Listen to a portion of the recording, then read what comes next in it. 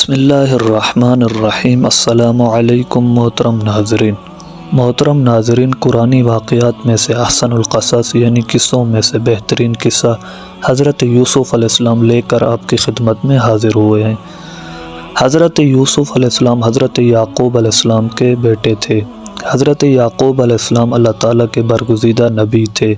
آپ علیہ السلام حضرت اسحاق کے فرزند تھے اور آپ کے دادا کا نام حضرت ابراہیم علیہ السلام تھا۔ آپ علیہ السلام کے 12 فرزند تھے، جن میں سے حضرت یوسف اور بنیامین سگے بھائی تھے، جن کی والدہ کا نام راحیل تھا۔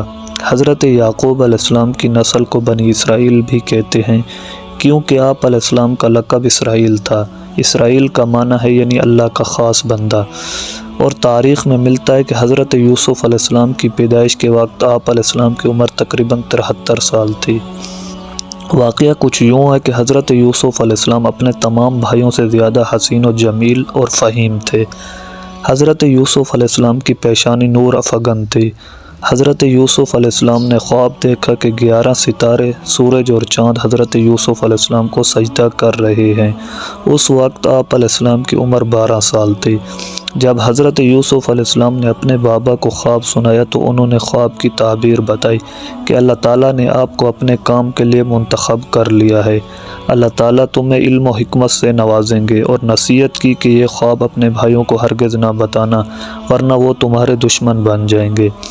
حضرت یوسف علیہ السلام کے سوتیلے بھائی آپ کے حسن و جمال اور باپ کا آپ سے زیادہ پیار کرنے کی وجہ سے آپ سے بہت زیادہ جلتے تھے، جس کی وجہ سے آپ کے بھائیوں نے پروگرام بنایا کہ کسی طرح حضرت یوسف علیہ السلام کو قتل کر دیتے ہیں۔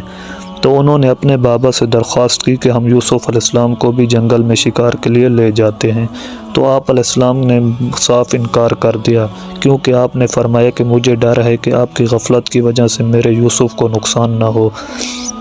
تو انہوں نے کہا کہ بابا جان، ہم اپنی جان سے زیادہ یوسف کی جان کی حفاظت کریں گے۔ تو ان کی اصرار کی وجہ سے آپ علیہ السلام نے اجازت دے دی۔ وہ حضرت یوسف علیہ السلام کو لے کر چلے گئے۔ جاتے ہی حضرت یوسف علیہ السلام کے بھائیوں نے مل کر آپ علیہ السلام کو ایک کنویں میں پھینک دیا۔ اس کے بعد آپ علیہ السلام کی قمیض پر خون لگا کر روتے ہوئے اپنے باپ کے پاس آئے اور کہا کہ حضرت یوسف علیہ السلام کو بھیڑیا کھا گیا ہے، جس کی وجہ سے حضرت یعقوب علیہ السلام بہت زیادہ غمگین ہوئے۔ دوستو، اس طرح کی مزید ویڈیوز دیکھنے کے لیے ہمارے چینل کو سبسکرائب کریں۔ شکریہ۔